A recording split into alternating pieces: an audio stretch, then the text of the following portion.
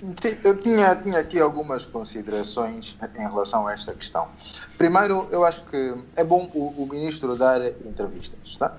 E num país que nós podemos considerar, vá até certo ponto, até certo ponto não, de facto, se nós considerarmos desindustrializado, que é um país como Angola, e um país que precisa urgentemente de inverter o cenário, eu penso que o papel dos ministros, nesse caso o ministro, numa entrevista desta natureza, é ter aqui um papel mais estratégico. No fundo, o que eu pessoalmente quero ouvir do ministro é perceber qual é a estratégia de Angola, quer para a industrialização, quer para a produção local. Nós estamos muito habituados a ver os ministros a responder aqui a temas muito operacionais, mas do ponto de vista da estratégia, eu acho que, do meu ponto, olhando para a entrevista, fica muito aquém.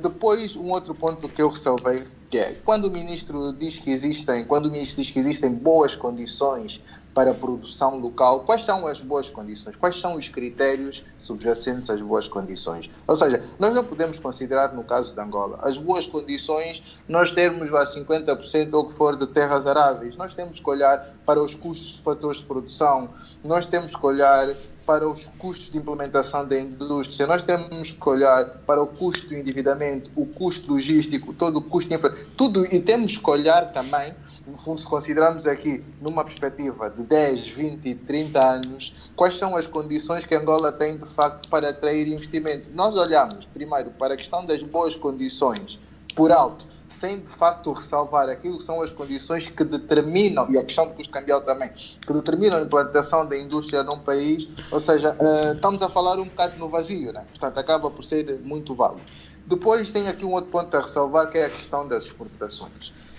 Que eu acho que fala-se de forma muito leviana da questão das exportações. Nós, quando olhamos para produtos como trigo, como o arroz, como a batata, nós estamos a falar de commodities, estamos a falar de produtos do açúcar, cujos preços são cotados em bolsas internacionais. Portanto, um grande importador, por exemplo, de açúcar, como pode ser o Grupo Castel ou a Refriango, eles não compram açúcar fora só por ou vão decidir comprar em Angola, por uma questão de patriotismo, não é isso que está em jogo. O que está em jogo é o preço daquela commodity no custo dentro do mercado internacional. E se a oferta destes produtos em Angola está até certo ponto alinhada ou competitiva, ou compensa que estes operadores de facto passem a fazer o sourcing localmente. Seria muito bom e muito interessante que eles cá fizessem, mas só que Angola precisa de ter até certo ponto, nesse caso o Estado, o seu ministro tem que fazer também este trabalho com a sua equipa, conseguir analisar quais são de facto os principais fatores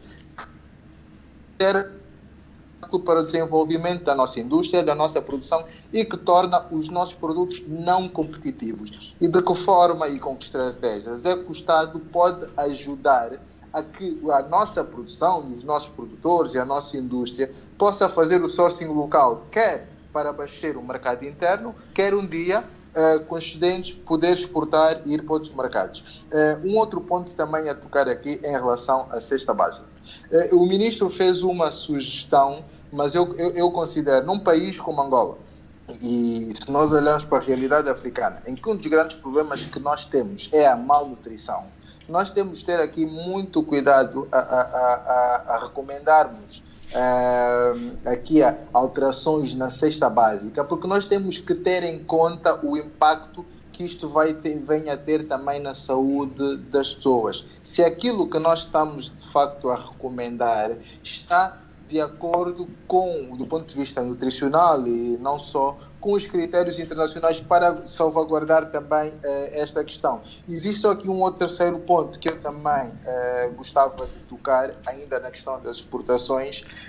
Eu continuo a achar, no meu entender, que não é de bom tom nós queremos justificar a compra local dizendo que afinal os exportadores compram fora porque estão a pôr dinheiro fora. Mais uma vez, e nós falamos um bocado sobre isso na semana passada, eu penso que não é justo, porque toda a gente que faz negócios em Angola sabe, até certo ponto, e sobretudo na economia real, que é uma tarefa herculeana fazer negócios em Angola, apesar de todas as oportunidades.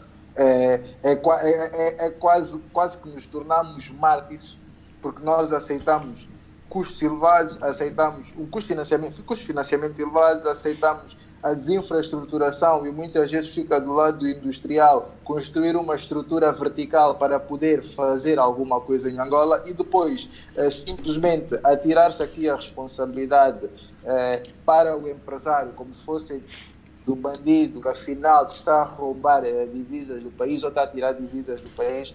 Eu penso que não deverá ser este o papel ou o caminho que o ministro, na minha opinião, deve seguir. E só aqui para finalizar, David, tinha só aqui um outro pequeno reparo também a fazer, que tem que ver também com a questão de muito a industrialização. Ou seja, o discurso foi muito centrado na gestão da divisa.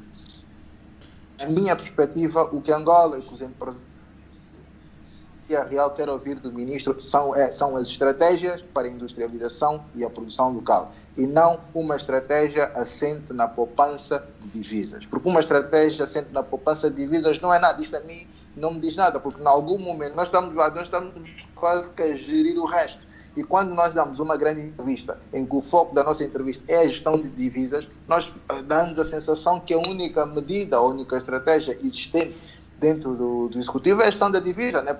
Não há muito mais para além disso. Os colegas também falar.